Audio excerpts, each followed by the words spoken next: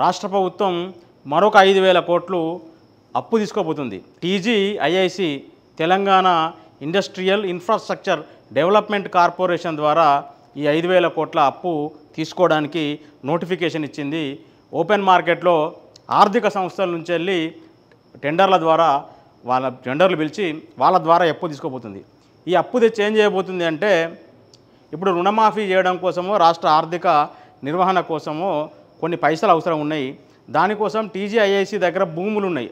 670 ఎకరాలకు పైగా గుర్తించిన ల్యాండ్ బ్యాంకు హైదరాబాద్ శివారులో ఉంది.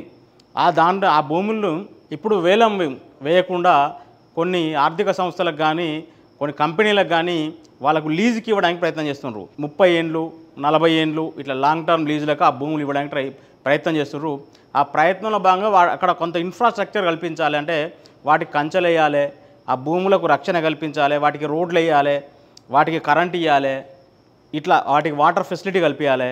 ఇటువంటి వాటి కోసం ఇప్పుడు ఆ 5,000 కోట్లను ఖర్చు చేయబోతున్నారు.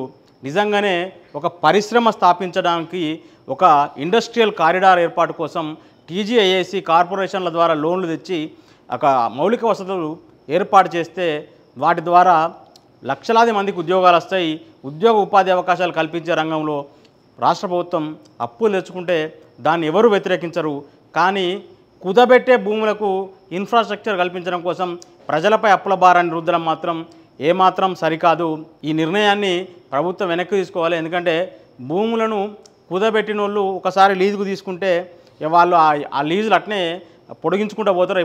అప్పుడు ఎవరు అధికారం ఉంటే వాళ్ళ ప్రాపకంతో పొడిగించుకుంటూ పోతారు. తక్కువ లీజులతో ఆ విలువైన భూములను వాళ్ళు అనుభవిస్తూ ఉంటారు. 20 ఏళ్ళు 30 ఏళ్ళు లీజులకు తీసుకొని పెద్ద పెద్ద బిల్డింగ్లు కట్టి ఇప్పుడు వాటిని రెంట్కి ఇచ్చుకొని భారీగా సొమ్ము చేసుకుంటున్న రాజకీయ నాయకులు, బడా కార్పొరేట్ శక్తులు మన కళ్ళ ముందే ఉన్నారు. ప్రభుత్వం ఆర్థిక వనరుల సమీకరణకు ఒక నిర్దిష్టమైన విధానాలను రూపొందించుకోవాలి. ఒకప్పుడు ఏమన్నాడు రేవంత్ రెడ్డి గారు, ఏమన్నారు ఇది బీజేపీ లీడర్లు ఏమన్నారు, కేసీఆర్ విపరీతంగా అప్పులు చేస్తుండు, అప్పులు చేసి ఆ భారాన్ని రాష్ట్ర ప్రజలపై నెడుతున్నారు అని ఆరోపణలు చేసేటోళ్ళు. మరి ఇప్పుడు వీళ్ళు అదే పని చేస్తున్నారు. ఇప్పటికే కాంగ్రెస్ పార్టీ అధికారంలోకి వచ్చిన 200 రోజుల లోపలనే 30,000 కోట్ల అప్పు చేసింది.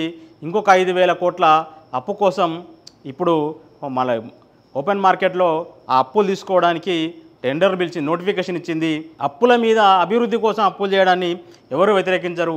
కాంగ్రెస్ పార్టీ గతంలో అభివృద్ధి కోసం చేసే అప్పుల మీద చాలా ఎగతాళి చేస్తూ మాట్లాడింది. కానీ వాళ్ళు గద్దెనెక్కితే తప్ప అప్పులు తప్పవని వాళ్ళకు తెలిసి రాలేదు. మొన్న ఆర్థిక మంత్రి బట్టి విక్రమార్క గారు, డిప్యూటీ సీఎం గారు ఆయన అప్పులు తెస్తాం, అభివృద్ధి చేస్తామని చెప్పిండు.